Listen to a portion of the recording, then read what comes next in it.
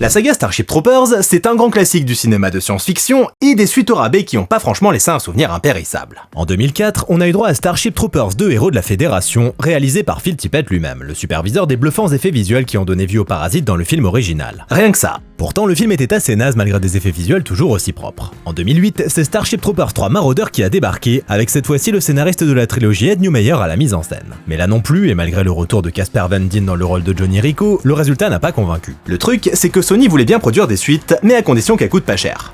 Et ça peut vite s'avérer problématique quand on parle de films de guerre dans l'espace avec beaucoup de décors et d'effets spéciaux. Du coup, malgré toutes les bonnes intentions de l'équipe qui comptait quand même certains des talents originaux, les deux films étaient beaucoup plus proches du nanar que du film d'action bien fichu qu'on espérait. La saga aurait très bien pu s'arrêter là. Et c'est en quelque sorte ce qui s'est passé. Parce que le retour de Starship Troopers sur les écrans n'a pas pris la forme de film en live action dans la continuité des précédents. Salut à tous, c'est Guillaume Cassard, et aujourd'hui on va parler des versions animées de Starship Troopers. C'est parti.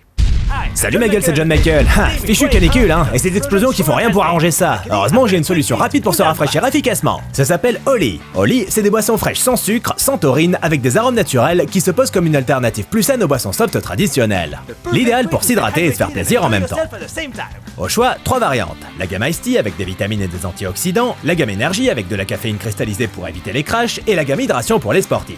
T'es du genre indécis et tu sais pas quoi prendre? T'inquiète pas mon con, chez Oli ils ont pensé à tout. Faut dire qu'entre toutes les gammes et tous les goûts au sein de ces gammes, c'est pas forcément facile de faire son choix. Du coup chez Oli, ils ont conçu des packs découvertes qui vont te permettre de tout goûter. À toi les Ice Tea et les boissons énergisantes et hydratantes. Mais attention, on n'abuse pas des portions quotidiennes. Et les boissons énergisantes c'est qu'à partir de 16 ans. Compris mon con? De la modération. Et comme chez Oli on aime bien la nouveauté, en ce moment tu peux goûter les saveurs estivales de la gamme Hydration. Fruits de la passion, orange et multivitamines. Perds pas de temps, c'est dispo que jusqu'au 4 août. Utilise mon lien ou le code CASSAR5 pour avoir 5 € de réduction sur ta première commande. Ça te fait 44,99 pour un pack découverte avec son shaker. Et si t'es déjà client chez Oli, le code CASSAR te donne 10% de remise. Alors merci Oli de m'aider à pas mourir de chaud. Et en plus c'est bon, tu m'en diras des nouvelles ma gueule. À bientôt. Au début des années 2010, soit quelques années après la sortie de Starship Troopers 3, on annonce la mise en chantier d'un 4e opus nommé Starship Troopers Invasion. Sa particularité, il s'agira cette fois-ci d'un film d'animation 3D. Mais comment qu'on en est arrivé là? Bon déjà, ce qu'il faut savoir, c'est que Starship Troopers et l'animation, ça n'a rien de vraiment nouveau. Dès 1988, le roman fut adapté sous cette forme au sein d'une série animée japonaise.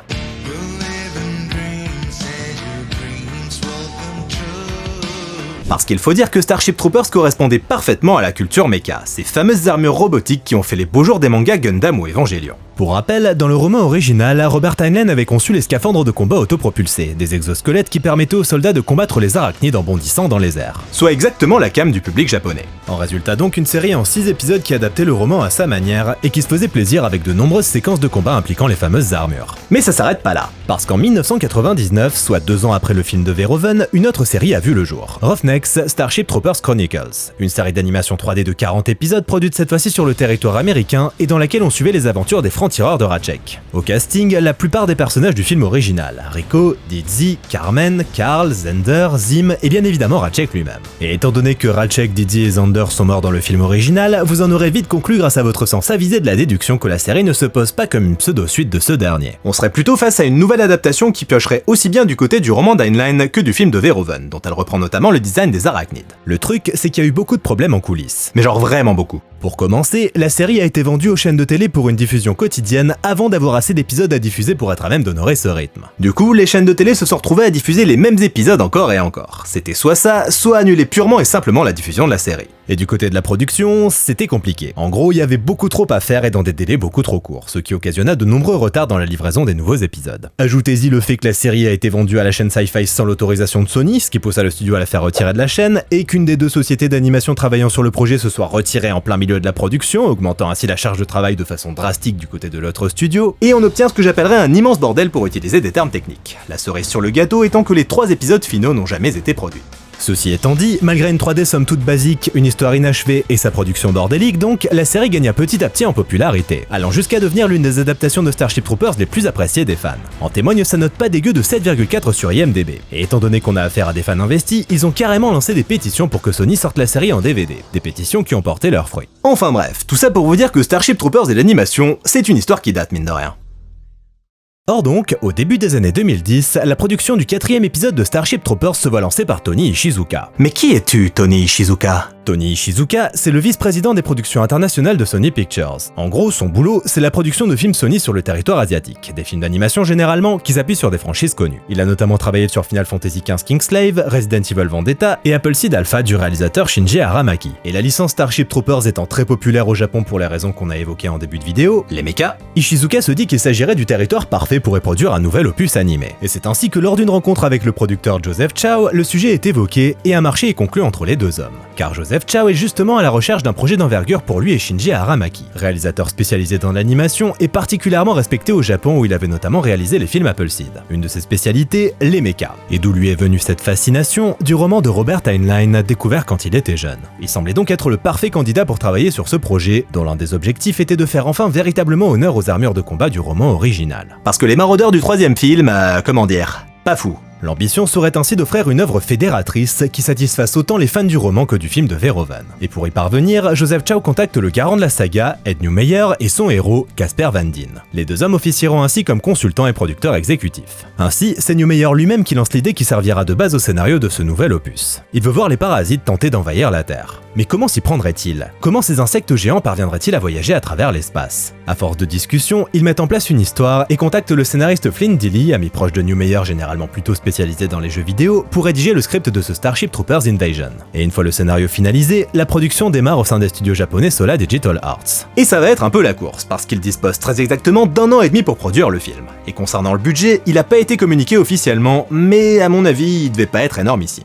Pour se préparer au mieux, Chow et Aramaki se voient ouvrir l'accès aux archives des studios Sony, où ils pourront étudier les accessoires et illustrations conceptuelles du film original qui leur serviront de référence. Du côté des parasites, les arachnides répondront évidemment présents, mais deux autres spécimens feront leur entrée. Une variante rétrécie de l'insectoplasma aperçu dans le premier film, que le réalisateur voulait revoir, et la reine arachnide, principale antagoniste du film. Aramaki voulait rester fidèle à ce qui avait été établi dans le film de Verhoeven, mais sans pour autant tomber dans le vulgaire copier-coller. Il tenait à apporter de la nouveauté. Et celle-ci viendra de l'environnement dans lequel on les verra évoluer. Les coursives d'un vaisseau. Un espace confiné donc, à même d'apporter un nouveau souffle et une intensité inédite aux scènes d'action. Au début du processus, l'équipe organise des sessions de motion capture au sein du studio avec des acteurs américains. Et pas de bol, ces sessions se déroulent en plein milieu du séisme de 2011. Comme si le planning était pas suffisamment serré comme ça. Les acteurs et l'équipe restent cependant très impliqués et tous s'investissent à fond pour tenir les délais malgré la catastrophe qui frappe le pays. Chaque séquence sera capturée en 2 fois. D'abord la capture de mouvement général où les acteurs jouent la scène en effectuant tous les déplacements et mouvements corporels requis, puis la capture des mouvements faciaux pour obtenir les données des expressions du visage.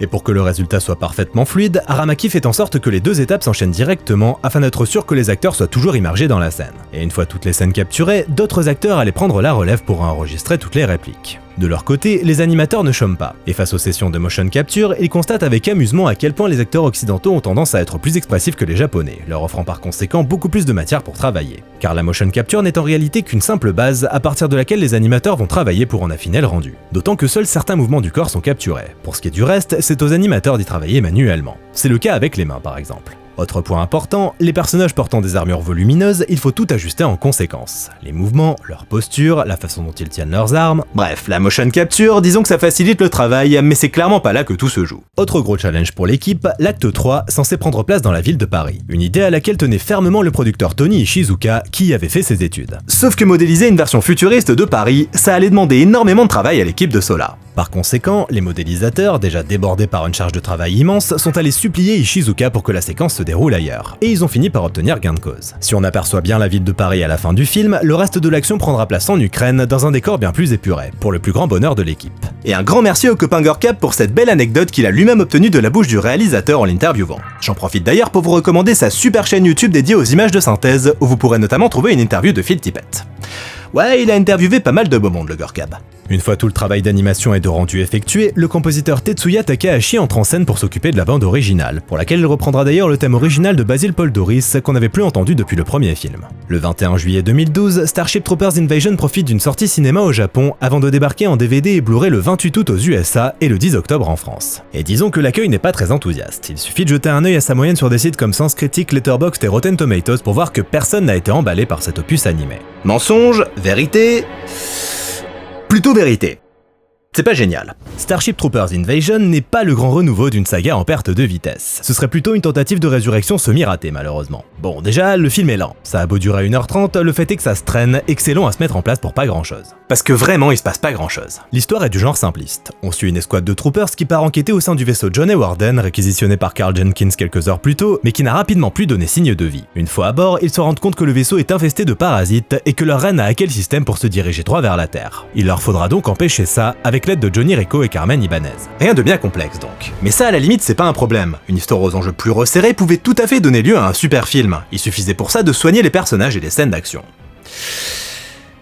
Bon, pour les scènes d'action, ok, elles sont assez sympas. Après 2 suites au rabais, ça fait plaisir de retrouver enfin le dynamisme et le sens du spectacle qu'on avait perdu depuis le film de Verhoeven. Mais je peux pas m'empêcher d'y voir quand même un potentiel gâché pour ce qui est des armures de combat. Si elles sont évidemment bien plus réussies que les ridicules maraudeurs du film précédent, elles restent malheureusement beaucoup trop sous-exploitées à mon goût. Pourtant il y en a des choses à faire avec ces armures, apporter de la verticalité au combat, du corps à corps, bref, permettre aux personnages d'aborder les affrontements d'une manière inédite plutôt que de simplement tirer sur les arachnides. Mais dans les faits, c'est plus compliqué. Si Aramaki s'amuse parfois à intégrer de petites touches d'originalité, c'est beaucoup trop rare pour permettre aux armures de véritablement briller. Les affrontements se réduisent donc essentiellement à des coups de feu dans des coursives, ce qui est assez dommage. Et alors les personnages ? Quel désastre. Alors il y a bien quelques tentatives ici et là de leur apporter un tant soit peu de profondeur, mais ça fonctionne tellement pas. Ils sont tous très mal écrits et caricaturaux au possible. On a le gros bourrin un peu débilos, la bimbo blonde cap afro aux yeux, l'asiatique expert en arts martiaux, le croyant un peu torturé. Il a des tatouages plein la gueule, c'est forcément un mec intense. Sans oublier Hero, le chef badass de l'escouade qui a désobéi aux ordres et qui s'est fait arrêter, mais qui reprend du service contre son gré et qui finira bien sûr par se sacrifier à la fin du film. Cliché vous dites ? Vous avez raison. Alors ça pourrait marcher, hein, mais le fait est que, comme tous ses collègues, son écriture ne va jamais plus loin qu'une simple esquisse. Au-delà de ça, c'est le vide complet. Et le pire, c'est que je vous en ai cité qu'une partie, hein, parce qu'il y en a toute une chier de ces personnages. Et c'est en partie le problème. Beaucoup trop de personnages sans intérêt. Sans déconner, ils sont tous interchangeables, même physiquement. Ils ont tous la même tronche. Pour les meufs, je dis pas, hein, mais les mecs, mis à part 2-3 exceptions, c'est des gars bruns qui ont tous à peu près la même carrure. Et la même armure. Allez différencier ça à vous. Bref, entre le fait que tous les personnages se ressemblent et que leur personnalité soit réduite à peau de chagrin, autant vous dire que l'investissement émotionnel est pas forcément présent. Cerise sur le gâteau, leur rendu 3D qui, comme vous pouvez le constater, est assez loupé. Ils ne sont pas particulièrement expressifs, voire carrément pas du tout, ce qui n'aide pas à les rendre plus attachants. Et au milieu de tous ces ploucs, on a donc droit à rien de moins que Johnny Rico, Carmen Ibanez et Carl Jenkins, soit le trio de meilleurs amis du premier film enfin réunis à l'écran. Mais le fait est qu'en réalité, ils ne sont pas ces personnages dont ils ne partagent que le nom. Sans déconner, vous trouvez qu'ils ressemblent à Neil Patrick Harris ? Bon ça à la limite c'est pas très grave, mais leur personnalité n'a pas non plus grand chose à voir avec les personnages qu'on suivait dans le film original. Une réunion assez décevante donc. Sur le plan technique, si on sent bien que les limites budgétaires ont eu raison des visages de nos personnages, ce n'est heureusement pas le cas pour le reste. Décors, costumes et créatures sont en effet beaucoup plus léchés, profitant d'une direction artistique solide et d'un rendu honorable. C'est pas Avatar hein, mais ça passe. Ce Starship Troopers Invasion est donc une déception en ce qui me concerne. S'il est indéniable que l'animation apporte une véritable plus-value comparée aux 2 opus précédents, son histoire inintéressante et ses personnages creux ne parviennent pas à en faire autre chose qu'un épisode parfaitement anecdotique et oubliable. Quant à la dimension satirique, elle ne fait pas son retour, ce qui, pour le coup, plaira probablement plus aux fans du roman d'Heinlein qu'à ceux du film de Verhoeven. Bref, avec Starship Troopers Invasion, on ne tient toujours pas la suite qui mettra tout le monde d'accord. Est-ce que l'opus suivant y parviendra ? Après avoir travaillé sur Starship Troopers Invasion, Shinji Aramaki et Joseph Chow n'ont pas chômé, avec un film Albator sorti en 2013 et Appleseed Alpha en 2014. Soit un film par an pour le duo entre 2012 et 2014. Du côté de Sony, on voit petit à petit l'année 2017 pointer le bout de son nez. Et 2017, c'est rien de moins que le 20e anniversaire du film original de Verhoeven. Il s'agit donc de marquer le coup. Ainsi, le studio charge Chow et Aramaki de livrer un nouveau film en 2017 pour fêter ça dignement. Et contrairement à Invasion qui fut conçu pour plaire à la fois aux fans du roman et à ceux du film, ce nouvel opus sera donc avant tout pensé pour les fans du film original. Pour mener à bien cette tâche, Joseph Chow appelle immédiatement Ed Neumeyer pour lui proposer non pas un rôle de consultant, mais de scénariste, s'assurant ainsi qu'il s'inscrive parfaitement dans la continuité de la saga. Et le scénariste ayant apprécié la façon dont les choses s'étaient passées sur Invasion, il accepte avec plaisir de travailler sur ce nouveau chapitre de la saga Starship Troopers. Une fois en poste, le scénariste présente ses idées. Pour commencer, il faut faire revenir Johnny Rico. Le vrai Johnny Rico. Casper Van Dien. Sur Invasion, c'est l'acteur David Matranga qui avait donné de la voix pour le personnage. Mais cette fois-ci, Casper Van Dien allait donc reprendre son rôle fétiche. Et pas juste pour apparaître de temps en temps et sauver tout le monde à la fin du film, hein. Ça, il l'a déjà fait dans le 3 et dans le film d'animation précédent. Cette fois, ce sera lui le personnage principal. Autre idée de New Meyer, faire revenir le personnage de Dizzy, incarné par Dina Meyer dans le film original. Alors soit elle est morte, mais après tout, la seule limite d'un scénariste, c'est son imagination, hein. De son côté, Shinji Aramaki a également des idées qu'il souhaite concrétiser à travers ce nouveau film. Déjà, l'expert en mecha veut bien évidemment continuer d'exploiter les armures, et si possible aller encore plus loin en mettant en scène des affrontements tels que Heinlein les avait dépeints dans son roman, avec les propulseurs permettant aux soldats d'effectuer des bonds de plusieurs mètres pour viser les arachnides depuis les airs. Des idées qui leur permettront de concrétiser certains designs qui avaient été abandonnés sur le film original. Autre souhait du réalisateur, après un opus qui se déroulait constamment en vase clos, il tenait à ce que ce nouveau film mette en scène des batailles épiques à ciel ouvert où les personnages affronteraient des nuées d'arachnides. Et ça va avoir une influence directe sur le rendu visuel des arachnides. Parce que sur Invasion, ils avaient été obligés de réduire leur taille pour que les créatures puissent se déplacer dans les coursives du vaisseau. Ici, à l'air libre, les arachnides pourraient donc retrouver leur taille d'origine. Enfin, il veut que le film se déroule sur Mars. Parce que c'est cool, Mars. Contrairement à Starship Troopers Invasion, Aramaki ne sera pas seul à la mise en scène. Le film sera en réalité le fruit d'un travail conjoint entre lui et Masaru Matsumoto, qui avait officié sur le précédent comme superviseur du compositing. En gros, il s'assurait que tous les éléments composant les plans soient parfaitement assemblés et résultent donc en une image cohérente grâce à la lumière et à divers effets. Ici, il sera donc le CGI Director, soit le réalisateur de l'animation 3D, prenant spécifiquement en charge cette partie du projet et permettant à Aramaki de se concentrer sur la vision d'ensemble, la narration, les sessions de motion capture, l'enregistrement des voix, etc. Et si Casper Van Dien ne pourra pas participer aux sessions de motion capture, il sera quand même hyper content de revenir donner sa voix à Reiko. De même que Dina Meyer qui revient pour doubler Dizzy. Le 21 août 2017, Starship Troopers Traitor of Mars profite d'une sortie cinéma limitée dans 500 cinémas aux États-Unis, un jour avant sa diffusion en streaming le 22 août. Et comme avec le précédent, le film écope de notes tout juste passables. Autant dire que c'est pas l'emballement général qui accueille cet hommage autoproclamé au film de Verhoeven. Et pourtant, j'ai trouvé ça plutôt sympa. J'en suis le premier étonné, hein. Traitor of Mars se déroule quelques années après l'opus précédent. On y retrouve un Johnny Reiko qui a le moral dans les chaussettes puisqu'il a été rétrogradé depuis les événements d'Invasion. Dorénavant, il entraîne une petite patrouille sur la planète Mars où la paix règne. Un véritable enfer pour le Reiko. Sauf que les choses finissent par dégénérer quand les parasites débarquent sur la planète rouge. Et comble d'infamie, il semblerait que la nouvelle Sky Marshal elle-même soit responsable de cette invasion de Mars. Ainsi, alors que les manigances politiques font rage en coulisses, Reiko devra reprendre du service pour repousser les parasites et espérer sauver la planète. Et donc, c'est plutôt cool. Après un épisode franchement inutile, ce 5e opus nous offre ce qu'on était venu chercher. Du bon défouraillage d'arachnides à base d'armure propulsée, le retour des spots de propagande et surtout le retour de Reiko en perso principal. Bref, c'est une belle progression comparée au précédent. Sans être un véritable chef-d'œuvre d'écriture, Traitor of Mars peut au moins se targuer de raconter une histoire véritablement prenante, chose qu'Invasion ne parvenait jamais à accomplir. Le rythme de la narration fait que les péripéties s'enchaînent rapidement et qu'on n'a donc jamais le temps de s'ennuyer face à cette nouvelle aventure au pays des arachnides.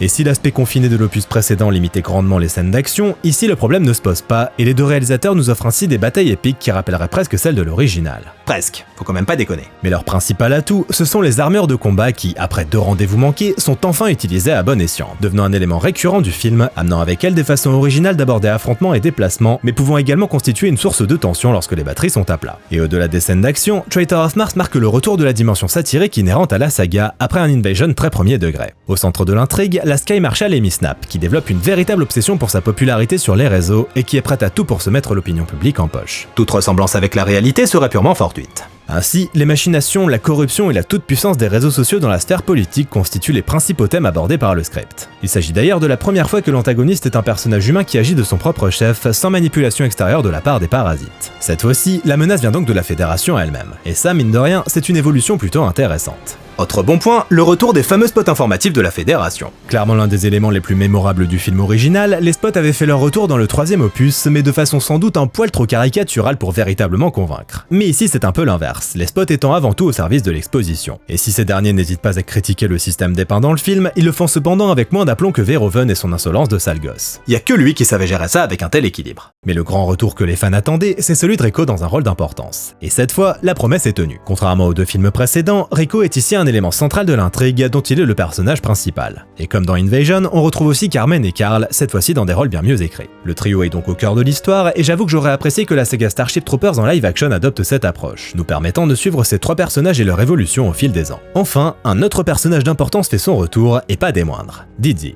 Et comme vous vous en doutez, c'est pas vraiment Dizzy. Parce que Dizzy est morte en fait. Du coup... Bref, pour le coup, même si c'est assez cool d'entendre à nouveau la voix de Dina Meyer, ça reste un retour forcé qui sent le fanservice à plein nez. Rien de bien mémorable donc, et le film aurait vraiment pu s'en passer. Mais de manière générale, le travail sur les personnages est bien plus maîtrisé que dans Invasion, qui souffrait d'un trop-plein de protagonistes inutiles. Ici, il y a moins de personnages, et ces derniers sont mieux caractérisés. On pourra aussi souligner une amélioration graphique notable les concernant. Que ce soit dans leurs expressions ou dans leur rendu général, tout est beaucoup plus fin et agréable à l'œil. Bref, pour résumer, Starship Troopers Traitor of Mars est une suite ma foi fort sympathique. Pas un grand film, mais un film qui tient ses promesses. Et c'est déjà pas mal.